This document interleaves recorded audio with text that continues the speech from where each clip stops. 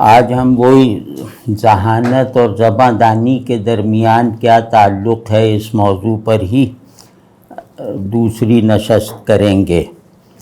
اور جیسا کہ میں نے پہلے عرض کر دیا کہ ہم زبان کا جو سب سے بنیادی بلڈنگ بلاک ہوتا ہے وہ حرف کہلاتا ہے، تو ہم حروف کا اگر استعمال ذرا خلاقی کے ساتھ اور بلکہ غیر منطقی طریقے سے تخیل اپلائی کر کے سیکھ لیں تو اس کے نتیجے میں ذہانت جو ہے وہ ذہانت کیونکہ اسکل ہے تو یہ اسکل بہت ہی جلدی پیدا ہونے لگے گی، اور پھر یہ ذہانت اگر مجھے نصیب ہو جائے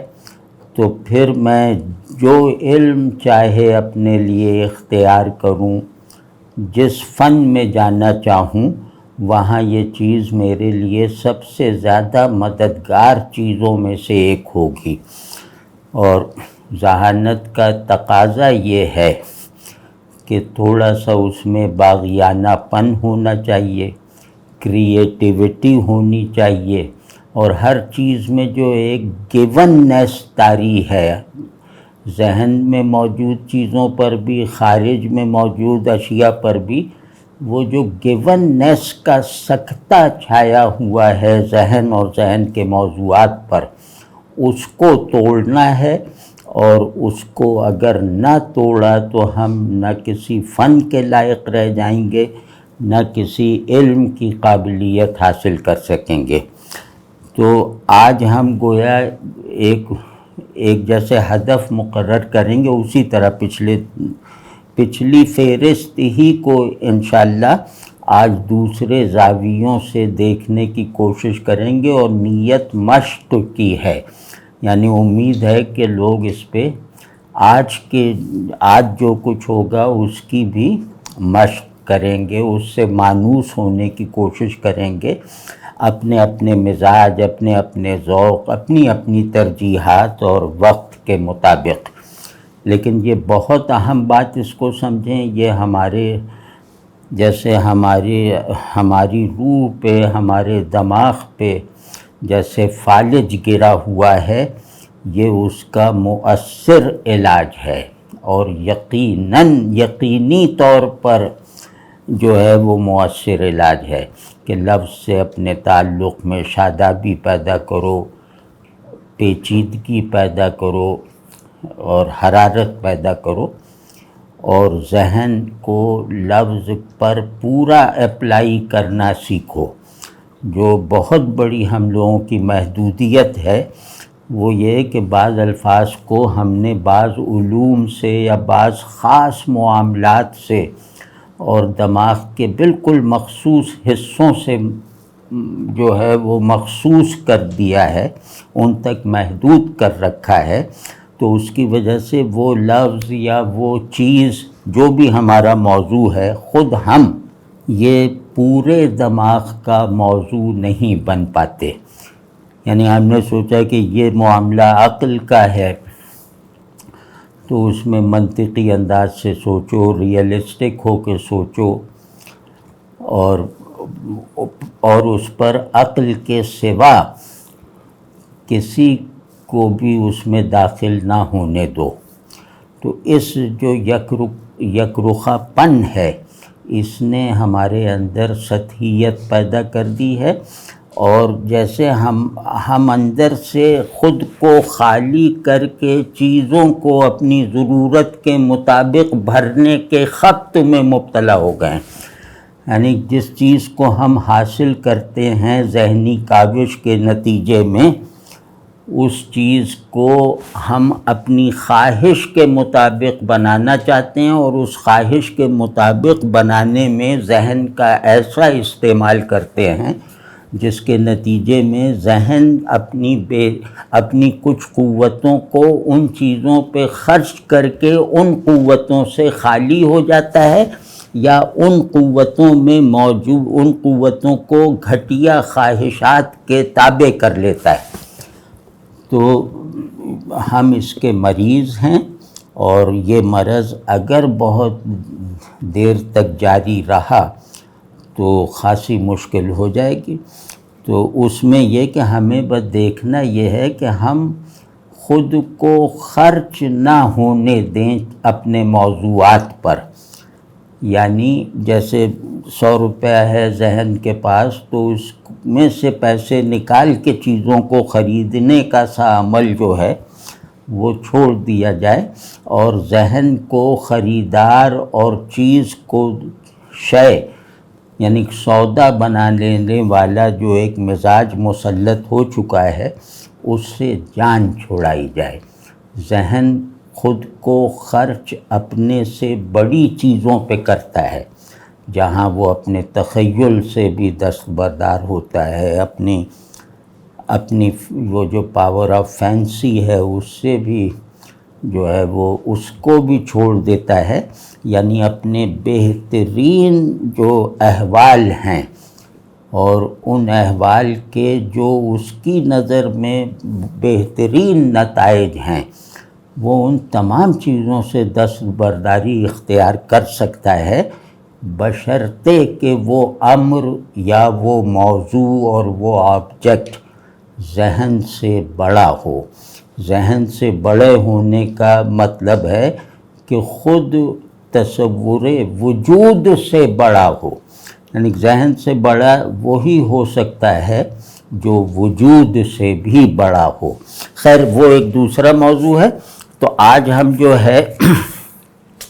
بھائی جو نوجوان ہیں اور جو کالج وغیرہ میں پڑھاتے ہیں، اسکول کالج وغیرہ میں، وہ ذرا اس میں دلچسپی لیں، اور یہ تھوڑا لمبا چل سکتا ہے، مطلب ہو سکتا ہے 20-25 سیٹنگز ہوں بشرط زندگی، بشرط صحت۔ تو وہ اس کام کو باقاعدہ جیسے ایک مشنری جذبے سے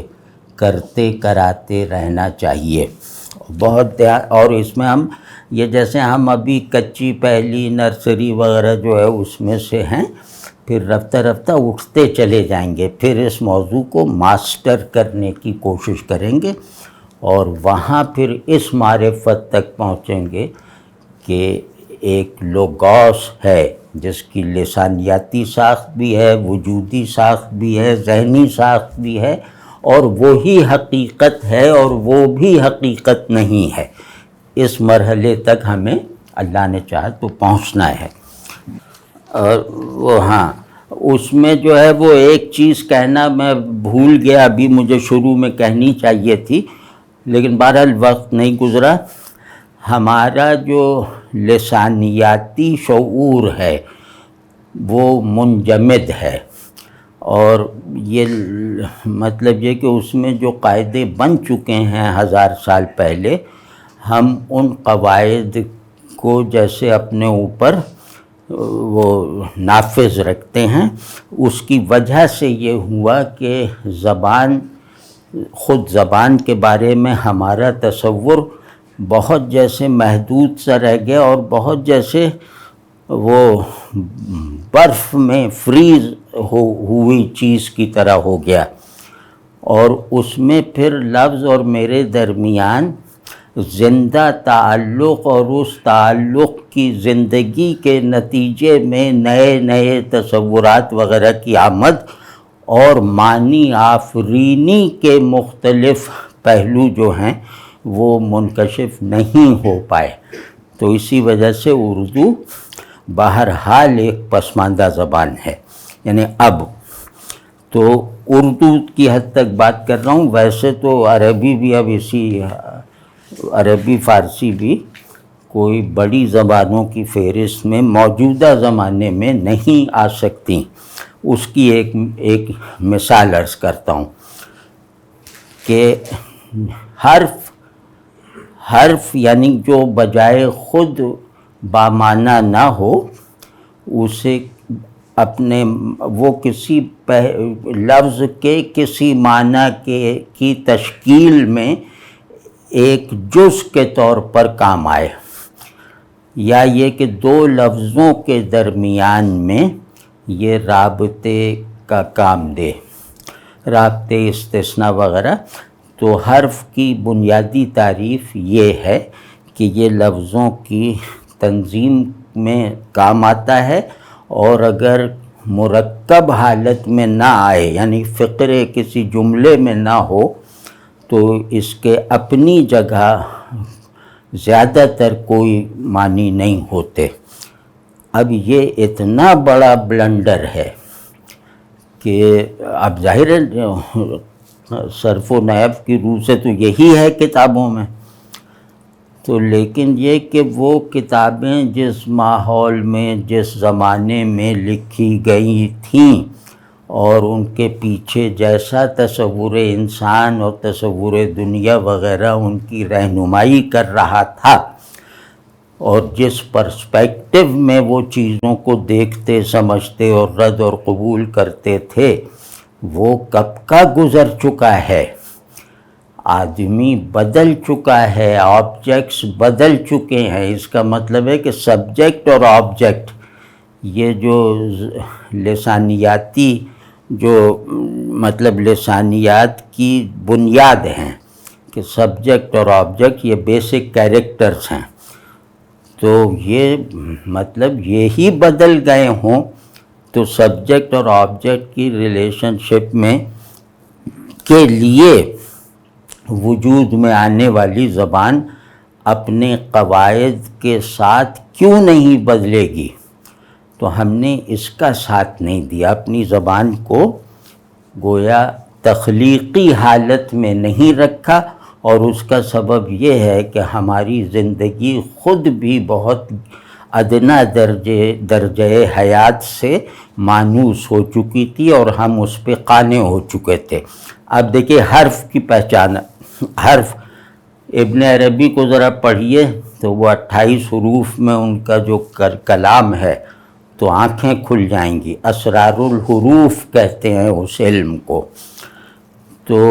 وہاں حرف نفس الرحمن ہے۔ نفس الرحمن کا مطلب ہے کہ یونیورسل لاگوس کا ایک ٹکڑا، تو وہ مطلب وہ فیضان وجود کرتا ہے۔ تو اب اس طرح اب حرف کو آپ اس پہلو سے اگر دیکھیں تو حرف اسم کی حیثیت اگر اختیار نہ کرے تو وہ زبان ترقی یافتہ نہیں ہے، یعنی لفظوں کے درمیان ہی آئے گا حرف ربط یا استثناء اور فلاں حرف کی طرح، لیکن یہ کہ یہ ہر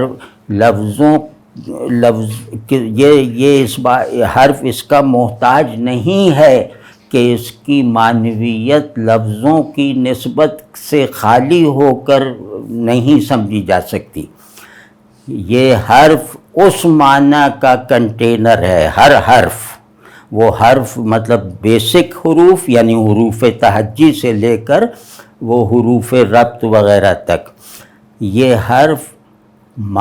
یعنی کہ معنی اینٹیفائیڈ میننگ ہے۔ ہر حرف گویا ایک وجود میں آیا ہوا معنی ہے، اپنی وحدت کے ساتھ، اپنی انفرادیت کے ساتھ، اپنی تنزیہ کے ساتھ، اور اس میں چھپے ہوئے معانی جو ہیں وہ اتنے زیادہ ہیں کہ لفظ الفاظ ان کے محتاج ہیں کہ ان کے چھپے ہوئے معانی سے نسبت پیدا کر کے زبان کی سطح کو بڑھایا جا سکے، ادراک میں گہرائی اور پھیلاؤ پیدا کیا جا سکے، اظہار کو جو ہے وہ زیادہ سے زیادہ مطابق ادراک بنایا جا سکے۔ تو حرف بنیاد ہے،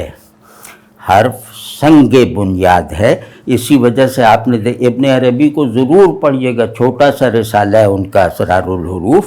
وہ 28 حروف جو تہجی کے ہیں ان کو انہوں نے 28 مراتب وجود بنا کے بتایا ہے، وہ ذرا ضرور دیکھیے گا۔ تو خیر ہم وہاں تک نہیں جاتے، مطلب میننگ کو میٹافزیکلائز کرنے کا عمل یہ آخری عمل ہوتا ہے، جب ذہن اپنے ذرے ذرے میں جیسے زندہ ہو جائے تو پھر جو مابعد طبیعی یا اعتقادی یا یونیورسل قسم کے تصورات اور آئیڈیاز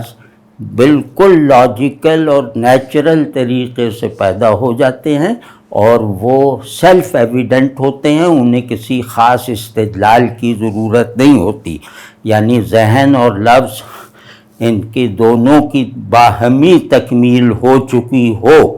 تو معنی کی وہ ٹرانسینڈنس پیدا ہو جاتی ہے جس کو مذہبی اصطلاح میں غیب کہتے ہیں، فلسفے میں میٹا فزکس کہتے ہیں اور آئیڈیالزم کہتے ہیں وغیرہ وغیرہ. یعنی جس کے معلومات قابل تصدیق نہ ہوں. تو ماورائے تصدیق واجب الاثبات جو موجودات یا مظاہر یا اینٹیٹیز یا ایونٹس جو ہیں ان کو ایسے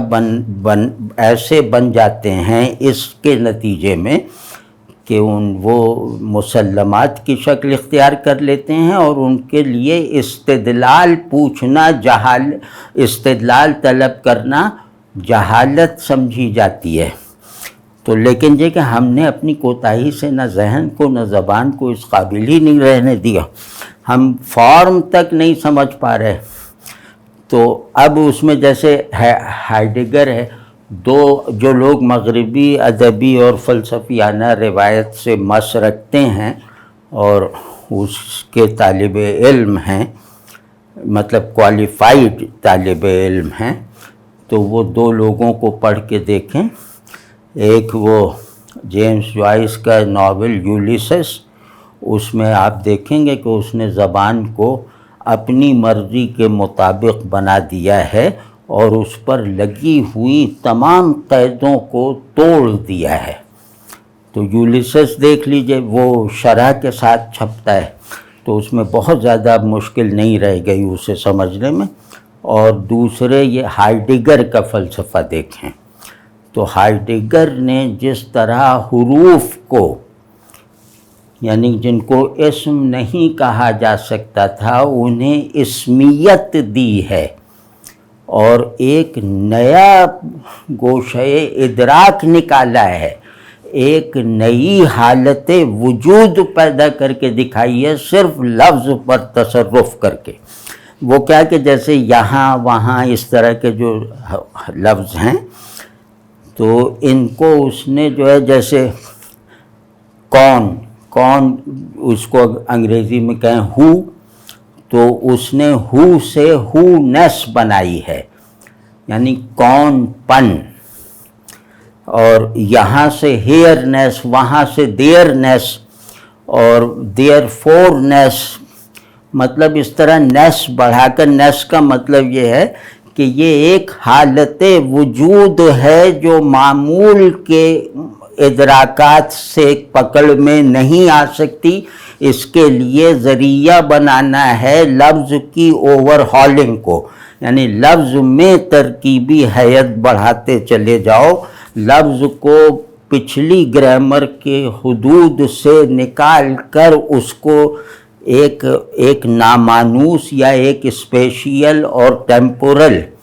جو ہے وہ اسمیت دیتے چلے جاؤ. تو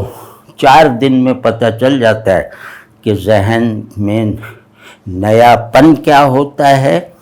اور چیزوں کو دیکھنے کے تازہ اینگلز کیسے کیسے ہوتے ہیں،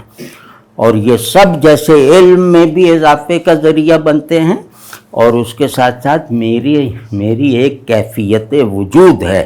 اس کیفیت وجود کو بہت بلند رکھتے ہیں آج کل کی جو حسیاتی فضا سے، اور وہ حسیات میں ایسی ترمیم کرتے ہیں جو اپنی ساخت میں محسوساتی کبھی نہیں رہی تھی. تو اب یہ کتنی بڑی باتیں سننے ہی میں مطلب بہت بڑی ہیں. تو ہم یہ چاہتے ہیں کہ ہم اپنی زبان کے حروف کو، چاہتے کیا ہیں، مطلب ہمیں ضرورت ہے کہ ہم اپنی زبان کے حروف کو یا تو ابن عربی کے منہج پر رہ کر ذرا وہ بیسک یونٹس آف میننگ تو کم از کم بنائیں، اور یا ہائیڈگر کی طرف سے ان کو نئی ترکیبی حیتیں دیں وہ ترکیبی ہیئتیں جو اسپیس کی بناوٹ کو شعور میں بدل دے گی، جو ٹائم کا کانٹینٹ جو ہے شعور میں مسلمے کی حیثیت سے، وہ اس مسلمے میں ایک خلاقانہ جو ہے وہ ایک زندگی سی پیدا کر دے گی ہائیڈگر کے طرز پہ۔ تو جیسے کون ہے، اب ہماری زبان میں اتنی سکت نہیں ہے کہ ہم ہو نیس یا ہیئر نیس کا ترجمہ کر سکیں، تو انگریزی میں ہے، انگریزی دنیا کی ہر زبان کی پیچیدہ سے پیچیدہ حالتوں کو اپنے اندر کے نظام میں کچھ الٹ پلٹ کر کے ترجمہ کر دیتی۔ تو اب جیسے ہیئرنیس، یہاں دیئرنیس، اب اس میں ہم کیا کہیں کہ یہاں پن، وہاں پن، وہاں اور یہاں لوکیل ہیں، ان لوکیلز میں ایک وجودی انفرادیت اور ایک جو ہے وہ ایگزسٹینشیلٹی پیدا کر کے دکھانا، اس کے لیے نیس آیا ہے، گویا یہ اسپیس کے قوانین میں سے ہیں، ہیئرنیس، ویئرنیس، دیئرنیس۔ تو ان ویئر کہہ کے جیسے ہی آپ ویئرنیس کی طرف منتقل ہوں گے ہیگل کے مدعا کو سمجھتے ہوئے، تو آپ کو وہاں جو ہے وہ جیسے کوئی جغرافیائی وہاں نہیں رہ جائے گا، بلکہ وہ آپ کے تصور مکان میں ایک نئے آئیڈیا کے طور پر جیسے جگمگانے لگے گا۔ اب وہاں کی کیفیت وہ نہیں رہ جائے گی جو پہلے تھی۔ تو اتنی بڑی کنڈیشنز کو توڑا ہے اس نے۔ تو اب ہماری زبان ہی اس لائق نہیں، ہم کیا کریں اس میں؟ تو اب اس میں یہ کہ ہمارے ذہن میں اس طرح کے خیالات کی گنجائش ہی نہیں ہے، بلکہ ہمارے ذہن میں میننگ اسٹرکچرز کو گرانے کا کوئی رجحان ہی نہیں ہے، اپنی زبان کی تجدید کرتے رہنے کی کوئی روایت ہی نہیں ہے۔ تو اب ہمیں گویا بالکل زیرو سے کام شروع کرنا پڑ رہا ہے۔ تو جیسے میں نے عرض کیا تھا کہ دو ٹرمز ہیں، یعنی کہ ذہن اور ذہن کے موضوعات، ذہن کی تمام قوتیں اور ذہن کے موضوعات کی تمام حالتیں، وجودی حالتیں، یہ دو کیٹیگریز میں بند ہیں، ان دو کیٹیگریز سے باہر نہیں ہیں، اور یہاں انہیں ان دو کیٹیگریز سے ٹرانسینڈ کر دینے والی قوت وہ زبان لفظ سے فراہم ہوتی ہے، لیکن وہ فی الحال ہمارا موضوع نہیں ہے۔ ابھی فی الحال یہ کہ ہم زمان و مکان میں ہی ہیں، اور ہمارا علم بھی زمانی مکانی ہے، اور ہمارا ہونا وجود بھی زمانی مکانی ہے۔ یہ دو شرطیں ہم پر سے کبھی نہیں ہٹ سکتی، چاہے ہم ان دو شرطوں کا کلینکل تجزیہ نہ کر سکیں کہ ٹائم یہ ہوتا ہے، اسپیس یہ ہوتا ہے۔ تو اب ٹائم اور اسپیس میں جیسے زمان اور یہ مکان،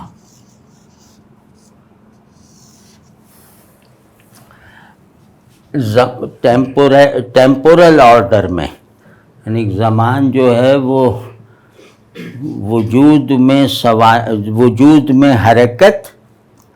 اور فہم میں جو ہے وہ جیسے سیکوینس پیدا کرتا ہے، اور اس کے بغیر نہ فہم بن سکتا ہے نہ وجود۔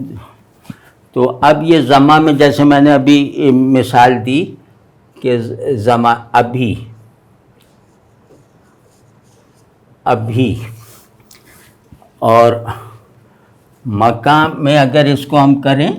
تو یہاں۔ اب آپ دیکھیے کہ کیا اردو زبان سے تربیت پانے والے ذہن میں ان میں کوئی ویرائٹی پیدا ہو جانے کا امکان رہ گیا ہے؟ کیا ہماری وجہ سے ہماری زبان اس حالت کو نہیں پہنچ چکی کہ ابھی کا جو بالکل متعین مفہوم ہے اس سے یہ 1 انچ آگے بڑھ سکی ہو؟ یعنی یہ حوادث کی قیدی بن کے رہ گئی ہے،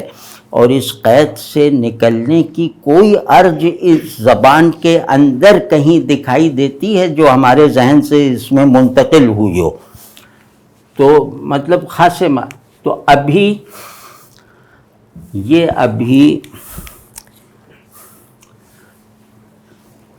ابھی 1 سیکنڈ کے وقفے پر بھی ہو سکتا ہے کہ ہم 1 سیکنڈ کے دائرے میں کہہ رہے ہوں ابھی، اور یہ ابھی جو ہے وہ ابدی بھی ہو سکتا ہے، یعنی کہ بس اب ہے تب نہیں، جب نہیں، یعنی جب ذہن اپنی اعلیٰ ورکنگ کے نتیجے میں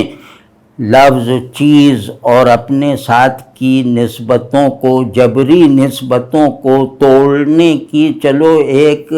رومانٹیسائزڈ، ایک آئیڈیلسٹک جدوجہد جب کرتا ہے تو وہ سب سے پہلے حرکت اور پھیلاؤ کے تصورات کو چیلنج کرتا ہے۔ تو زمانے کا یہ ابھی زمانے کا جیسے سب سے زندہ یونٹ ہے، زمانے کا سب سے زندہ اور یقینی مظہر کیا ہے؟ ابھی۔ تو اس زندہ اور یقینی جو مظہر ہے، یعنی زمانہ اس سے زیادہ کہیں اور ظاہر نہیں ہے، تو یہ جو ابھی ہے، اس ابھی کو اگر میں توڑ دوں اور اس میں موجود اس حرکت کو سلب کر لوں جو اسے کبھی بناتی ہے، یعنی وہ زمانی حرکت اس ابھی کو 1 سیکنڈ یا 1 دن کے بعد ماضی بنا دیتی ہے، یعنی کبھی، اور اگر اس حرکت میں ذہن شریک ہے، یعنی ابھی جن 2 حرکتوں کا مجموعہ ایک زمانی ہے وہ ماضی بنا دے گی، اور ایک ذہنی ہے، یعنی ذہن کا جو ٹیمپورل آرڈر ہے وہ اسے کبھی بنا دیتا ہے، وہ اسے جبھی بنا دیتا ہے، یعنی ابھی کو مستقبل میں منتقل کر دیتا ہے، اور زمانے کی رو ابھی کے حال کو ماضی میں بدل دیتی ہے۔ تو زمانے کی حرکت فنائی ہے اور ذہن کی حرکت بقائی ہے۔ تو خیر یہ سب ہمیں اپنی زبان سے حاصل ہونا چاہیے۔ یہ سب تصورات صحیح، غلط، رومانوی اور واقعیت پسندی وغیرہ سب سے قطع نظر، علم صحیح وغیرہ کی تمام جو ڈیفینیشنز ہیں انہیں توڑ کر ہمیں بس یہ دیکھنا ہے کہ ہماری زبان میں اتنی سہار ہے کہ ہمارے واہموں کو، ہمارے جذبہ تخریب کو ایکسپریس کر سکے، کنٹین کر سکے۔ تو وہ تو ہے ہی نہیں، ہم میں ہے ہی نہیں کچھ، تو ہم خالی ہیں، لہٰذا ابھی جو ہے وہ 1 سیکنڈ کا قیدی ہے۔ تو اس میں جیسے اس کا مادہ یہ ہے نا، اب سے ابھی، یعنی اب جو ہے وہ ایک تصور ہے، ابھی اس کی تصدیقی حالت ہے، یعنی اب کا تصور جو زمانے کی وہ ہے تقسیم، وہ تصور جب مٹیریلائز ہو جاتا ہے یا جب جیسے وجود سا پا لیتا ہے تو وہ ابھی میں ڈھلتا ہے۔ اب آپ دیکھیں کہ اس کے آگے کیا ہے، ابھی میں ڈھل گیا، اس پر زمانے کی حرکت اور ذہن کی حرکت دونوں اپلائی ہو گئیں، یعنی وہ کبھی میں بدل جانے کے باوجود جبھی بننے میں کامیاب رہا۔ واضح ہے نا؟ تو یہ اب سے ابھی بنا ہے، یعنی اب پیور ٹیمپورلٹی ہے، ابھی جو ہے یہ کانشس اور اسپیشیل جو ہے وہ ٹیمپورلٹی ہے، یعنی ایک اسپیس میں واقع ایک زمانی یونٹ، تو اب یہ ابھی بن گیا۔ اس کے آگے بھی تو کچھ ہے یا نہیں ہے؟ یعنی زمانہ اپنے اندر کوئی ایسی بات رکھتا ہے جو اسے ناقابل تقسیم بنا دے، یعنی ہم تو جانتے ہیں کہ وہ حقیقت یعنی اوریجن اور اینڈ آف بینگ، یہ ہمیشہ جو ہے وہ کیا نام ہے، وہ جو ہے وہ ٹرانسینڈنس کے حامل ہوتے ہیں۔ تو کیا زمانہ اپنی حرکت، زمانہ وہ گرفت رکھتا ہے کہ وہ اپنی حرکت کو ایک لمحے میں جوہری طور پر محفوظ کر لے؟ تو اب یہ سوال اب میرا یعنی میں زمانے کے امکانات کو دیکھ رہا ہوں جو ایک شرط کی طرح مجھ پر اور میری دنیا پر نافذ ہے، اور کیوں دیکھ رہا ہوں کہ مجھے ہی پسند نہیں ہے۔ تو اب دیکھتے ہیں کہ یہاں دو طرح کے رویے پیدا ہوتے ہیں، یعنی زمانیت کو پھلانگنا خود زمانے کی اصطلاحوں میں، یا زمانے کو زمانیت سے پاک کرنا اپنے شعور کی قید کو ختم کرنے کے لیے۔ واضح ہے نا؟ اس کے لیے طرح طرح کے اسباب ہو سکتے ہیں۔ تو کسی بھی سبب سے، کیونکہ ذہن اس کا پابند نہیں ہے کہ وہ صرف واقعیت پسند رہے، جو محالات کی کشش نہیں محسوس کرتا وہ ممکنات میں بالکل پسماندہ رہ جاتا ہے۔ تو خیر، اس میں جو ہے یہ جو اب ہے یہ آن مطلق ہے۔ آن مطلق اسے کہتے ہیں کہ زمانہ جس کے لیے ریلیٹیو ہو جائے، ایک ایسی فکسٹی، یعنی ایک پرفیکشن سے بھری ہوئی اور ٹرانسینڈنس سے تعمیر کی ہوئی فکسٹی جس سے زمانہ اپنی حرکت عکس کرتا ہے، یعنی کہ زمانے کے اندر زمانے سے ماورائی کی حالت میں زمانیت کا ایک اصول ہے جس کا زمانہ مخلوق ہے، پابند ہے، اور اس کے اندر جتنی بھی معانی ہیں وہ سب اس کے اس ٹرانسینڈنٹ نسبت کی دریافت سے مشروط ہیں۔ تو اب ہم نے دیکھیں نا، اب یہ ہمارے یہاں یہ شاعرانہ بات ہے کہ اب کا مطلب ہے آن مطلق، یعنی جیسے میٹر میں ایٹم ہوتا ہے یا جو سب سے چھوٹا ہے ایلیمنٹ ہے وہ فرض کر لیں، تو وہ ظاہر ہے کہ پتھر کے مقابلے میں وہ نہ دکھائی دے سکنے والا ہوتا ہے نا۔ تو اسی طرح زمانے میں بھی ایک بیسک ایٹم ہوتا ہے، وہ آن مطلق ہے، وہ اب سے تعبیر کیا جاتا ہے۔ اب یعنی نہ ماضی نہ مستقبل، حال ہی حال، اور حال بھی ایسا جو حرکت سے ماورا ہو گیا ہے، کیونکہ حرکت اگر اس میں پیدا ہو گئی تو یہ مستقبل اور ماضی میں تقسیم ہونے پر مجبور ہے۔ اچھا، یہ تھوڑا مشکل ہو گیا لیکن وہ جوش میں ہو گیا، وہ میں ہائیڈگر کی طرف جا رہا تھا۔ تو اب اس طرح اس میں جو ہے ہائیڈگر نے ایک بات بھائی ویسے ہی کہہ دیتا ہوں کہ ہمارا فلسفہ فلاسفی آف بینگ ہے، یعنی وہ فلسفہ ذات ہے، اور ہائیڈگر وغیرہ کا فلسفہ وجودیت وغیرہ یا مغربی فلسفے کا بیشتر حصہ وہ فلاسفی آف بیکمنگ ہے۔ تو بینگ اور بیکمنگ کا فرق کہیں دیکھ ہی لیجیے گا۔ تو اس کے یہاں جو ہے وہ بیکمنگ کے دائرے سے باہر نہیں نکلتا، اور وہ یعنی کہ اس پوری اسکیم میں نئی نئی ادراکی، احساساتی، مشاہداتی اور وجودیاتی جہتیں دریافت کرنے پر جیسے مطمئن ہو جاتا ہے، وہ یہ دائرۂ ممکنات نہیں توڑتا۔ تو اب یہ ذرا ذہن میں رہے۔ تو ابھی کا مطلب ہے، ابھی یا اب کا مطلب ہوا ناؤ، مطلب جس کو وہاں بھی مغرب کے فلسفے میں بھی ناؤ، ایٹرنل ناؤ، یہ معروف اصطلاح ہے۔ اب اس ناؤ کو وہ بنا رہا ہے، یعنی وصف، خاصیت، وہ ہے ناؤ نیس۔ ناؤ نیس نے ناؤ کو ایٹرنلائز کر دیا ہے، ناؤ کو زیادہ سے زیادہ غیر زمانی بنا لینے میں کامیابی حاصل کر لی ہے۔ اس کا مقصود یہ ہے کہ وہ ٹائم اور اسپیس کو ایک جیسی ماہیت میں جیسے جل کر دے،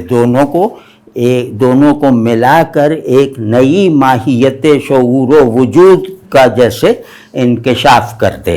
ہائیڈگر کی بات۔ تو اب آپ ذرا دیکھیے ناؤنیس کنڈیشن ہے اسپیس اور اسپیس کے شعور کی، یعنی میرا شعور جو اسپیشیل کنڈیشنز رکھتا ہے وہ اور باہر کا وجود جو زمانیت رکھتا ہے، ان دونوں کو جیسے جل کر کے ایک کیا ہے کہ اب یہ زمانی بھی ہے اور مکانی بھی ہے۔ یعنی نیس والا پہلو زمانے میں بھی توسیع کرتا ہے اور مکان اور زمان کے درمیان مشابہت وجودی اور مطابقت ادراکی بھی پیدا کرتا ہے۔ یہ خیر ذرا ٹیکنیکل بات ہے، لیکن کہنے کا مطلب یہ تھا کہ ناؤنیس، کہ بھئی زمانے کی تمام تقسیم میں، اب یہ سادہ بات کہہ رہا ہوں کہ زمانہ تو ایک بڑا لمبی زنجیر ہے، تو اس زنجیر کی کڑیاں مگر ایک ہی سائز کی ہیں، ایک ہی ہیں، تو ہر کڑی دوسری کڑی کی ہی طرح ہے۔ یہ زمان کا جیسے ایک فزیکل خاکہ ہے۔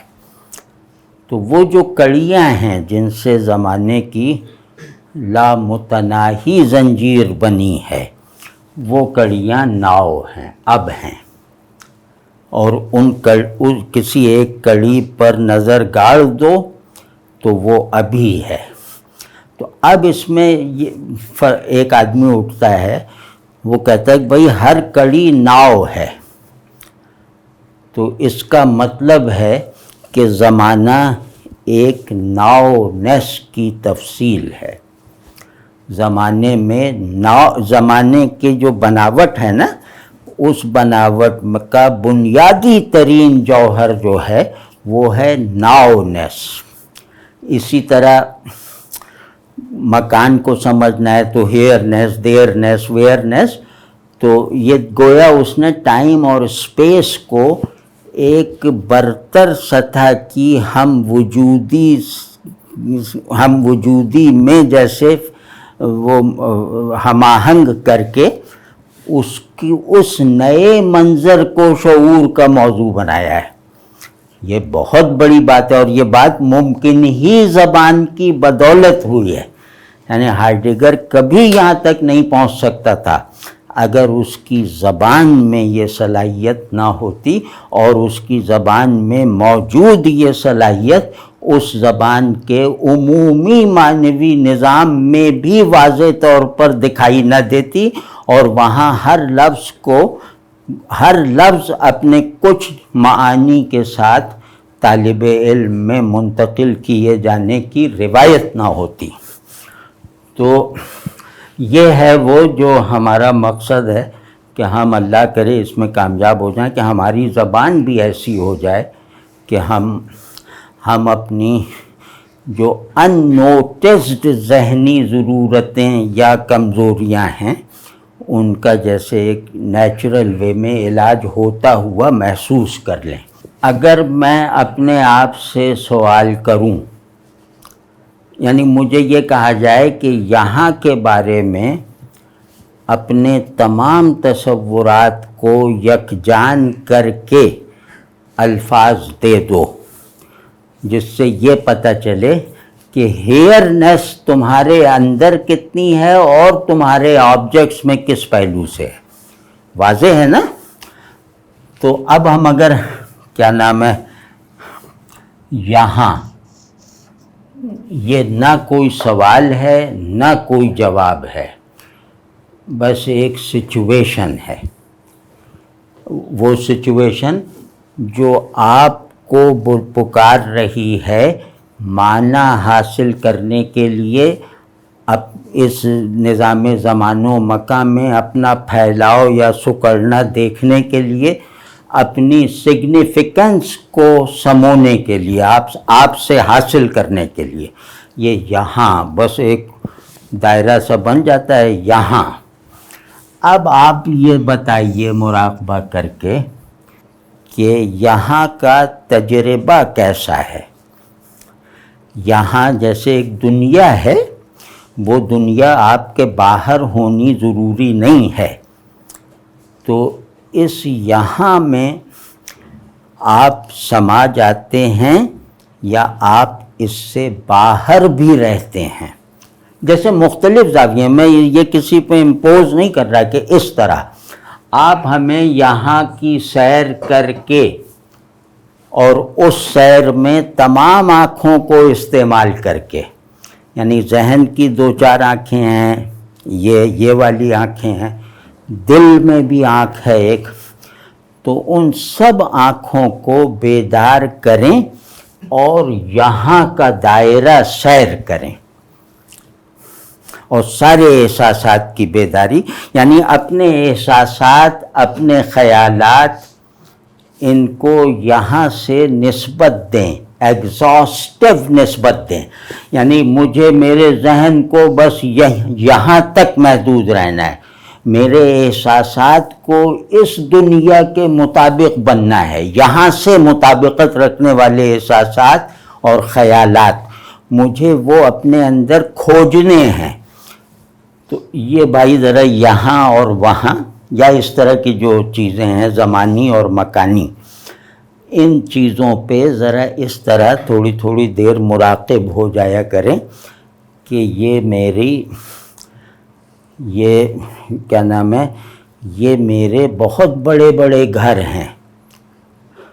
یہ سب جیسے میرے اختیار میں دیا گیا ہے، یہاں وہاں ابھی کبھی جب تب ایسا ویسا جیسا۔ واضح ہے نا؟ تو یہ ساری جو کیفیتوں سے، یہ حروف جو ہیں وہ کیفیتوں جیسے ہیں، اور ایک سیال سے تعین کے ساتھ ہیں، مطلب یہ دائرہ تو ہے لیکن یہ دائرہ ربر کا بنا ہوا ہے جسے آپ جتنا چاہیں کھینچ سکتے ہیں، بس وہ کھینچ کر دکھائیے، اور اس میں ایک چیز بیک ٹو دا مائنڈ رہے کہ کیا یہ مجھے پورا سمو سکتا ہے اپنے اندر، یہاں وہاں کہاں جہاں، یعنی جتنی اسپیشیل ٹرمز ہیں ان کو سیر کریں پوری بیداری کے ساتھ، پورے حساسیت کے ساتھ، اور پھر آخر میں پوچھیں جب خوب اچھا لگ جائے، سب اطمینان ہو جائے کہ میں نے یہ جو مجھے نیا گھر ملا ہے اس کو پورا دیکھ لیا ہے، تو اب یہ کہ کیا میں اپنی کلیت کے ساتھ اس گھر کا مکین بن سکتا ہوں؟ اب یہ سوال آپ ہر مرحلے پہ کریں، جہاں بھی آپ غور کریں، سیر کریں، وہاں یہ ضرور دیکھیں کہ یہ سارے علاقے میں پورا کھپ جاتا ہوں یا میرا بڑا حصہ اس سے باہر رہتا ہے، تو چلو اب کوئی بڑا گھر دیکھتے ہیں۔ تو اب آپ بڑے گھر کی تلاش میں اسپیس اور ٹائم سے جو ماخوذ ٹرمز ہیں، یہی جو ابھی یہاں وہاں کہاں، ان کو اپنے اپنے مزاج، اپنے اپنے ذوق، لیکن اپنی تکمیل کے ایک بے چین کیے رکھنے والے پیشن کے ساتھ ذرا ان سے خود کو ریلیٹ کریں، یعنی سیاحی کریں، مکانی ٹرمز کی سیاحی کریں، زمانی ٹرمز کو جذب کریں، اور پھر آخر میں ہر جگہ یہی پوچھیں کہ بھئی یہ میری تمام وجودی اور شعوری ضرورتیں ایگزاسٹیولی پوری ہو جاتی ہیں، پھر جو بھی جواب آئے تو یہ کر لیں۔ اور دوسرے یہ آج کا بس اتنا ہے۔ اب اگلی مرتبہ جو ہے نا، ہم وہ ذہن کی جو قسمیں ہیں، ذہن صرف عقل نہیں ہے، ذہن کی کئی قسمیں ہیں، تو اگلی مرتبہ ہم اسی طرح کے لفظوں کو اس انداز سے دیکھنے کی کوشش کریں گے کہ اس لفظ پر عقل فوکس کرتی ہے، جمالیاتی شعور الگ سے فوکس کرتا ہے، اخلاقی ذہن اس کو موضوع بناتا ہے، مذہبی ذہن موضوع بناتا ہے، الگ الگ۔ تو اس کا کیا کیا مفہوم نکلتا ہے، اس کی معنویت کیسے کیسے بدلتی ہے، یہ مجھے معلوم ہونا چاہیے۔ اور پھر ان سب کانشس فیکلٹیز کے متفقہ نتیجے تک مجھے پہنچنا ہے۔ یعنی جمالیاتی ذہن کہے گا یہ خوبصورت ہے یا بدصورت ہے، عقلی ذہن کہے گا کہ یہ حقیقی ہے یا غیر حقیقی ہے، یہ مطلب صحیح ہے یا غلط ہے، اور اخلاقی ذہن کہے گا کہ یہ مفید ہے یا مضر ہے، مذہبی ذہن یہ کہے گا کہ یہ حلال ہے، حرام ہے، حق ہے یا باطل ہے۔ واضح ہے نا؟ تو یہ سب شعور اپنے پیراڈائم میں رہتے ہوئے ایک ہی لفظ کو دیکھیں تو ان کے نتائج الگ الگ ہو جاتے ہیں۔ ان کے لیے لفظ کا مصرف الگ الگ ہو جاتا ہے، حتیٰ کہ اس کے معانی پر بھی اثر انداز ہوتا ہے۔ یہ سب کرنے کے بعد، ان سب کے تجربے سے گزرنے کے بعد، پھر یہ دیکھنا ہے کہ بھائی یہ سب الگ الگ اپنے اپنا راگ الاپ رہے ہیں، تو اس پہ ان کو ذرا ان میں اتفاق رائے پیدا کرنے کی کوشش کرو۔ اور وہ اتفاق رائے وہ نہیں بتائیں گے آپ کو، وہ رائے آپ کی ہوگی، اتفاق ان میں ہوگا۔ یہ یاد رکھیے گا، یہ ذہانت کی کنجی ہے۔ تو یہ ذرا سا اگلی مرتبہ ہم یہ کریں گے، اور اللہ کرے مجھے یاد رہے، لیکن میں ابھی لکھ لیتا ہوں ترتیب میں کہ اگلی مرتبہ ہم لفظوں کو ان زاویوں سے دیکھ کر ان کا ایک متفقہ میننگ ورژن بنائیں گے۔ تو وہ دیکھیں وہ کیا ہوتا ہے۔ لیکن بھائی آج والا ضرور کر لیجئے گا، اور آپ یقین مانیں گے بہت پرلطف ہوتا ہے۔ مطلب آدمی بہت انکسار کے ساتھ، جیسے رستم کا ہفت خواں طے کرنے کی ذمہ داری لے لینا، یہ اس طرح کا تجربہ ہے۔ تھرل میں رہتا ہے، سسپنس میں رہتا ہے، حیرانی میں رہتا ہے۔ یعنی علم سے وابستہ جو احساسات ہیں نا، حیرت وغیرہ کی قبیل سے، وہ ہم میں سے اکثر لوگوں کو پہلی مرتبہ بیدار ہوتے ہوئے محسوس ہوں گے۔ وہ کہتے ہیں نا کہ علم کی انتہا ہے حیرانی، وہ کیا نام ہے، افلاطون نے کہا نا۔ تو یہ حیرانی جو ہے یہ احساساتی ہے، یہ تصوراتی نہیں ہے۔ یعنی علم کی انتہا ہے حیرانی، تو حیرانی گویا میرے احساسات میں ایک بلند اونچی لہروں والا طوفان پیدا کرتی ہے۔ اس کا ہمیں تجربہ نہیں، ہمارا نظام تعلیم کسی بھی لائق نہیں رہ گیا۔ اب اور یہاں پر اگر مراقبہ کرنا ہو تو کیسے کریں مراقبہ؟ میں نے ایک جیسے زور دینے کے لیے کہا، بس یہ کہ جیسے یہاں لکھ لیا، کاغذ ایک رکھا، یہاں لکھ لیا، یہاں، پھر اس کو طرح طرح سے لکھیں، کبھی شکستہ خط میں، کبھی کچھ ایسے ہی مطلب، اور اس پہ جیسے آنکھیں گاڑے رہیں اور ذہن کو اس پہ فوکس رکھیں۔ یہاں اسے آپ بالکل نہیں جانتے، یہ ایک خلا ہے، اس خلا میں آپ کو خلا بازی کرنی ہے، مطلب نیت یہ ہو یہاں کے بارے میں، وہاں کے بارے میں حاضر علم کچھ بھی نہیں ہے، وہ حجاب ہوگا، بس اس کے بارے میں اپنی پچھلے تاثرات اور احساسات اور مفاہیم کو ایک طرف رکھیں۔ بس یہ کر دیے کہ حاضر علم سے چھٹکارا پا کر نیا علم حاصل کریں، لفظ کے ذریعے سے۔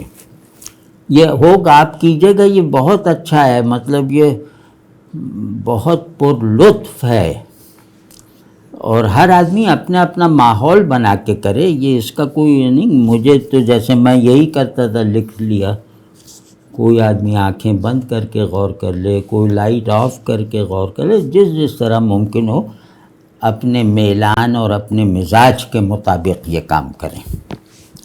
شخصیت کی تعمیر ہوتے ہوئے اگر دیکھنا چاہتے ہو اٹھان کے ساتھ،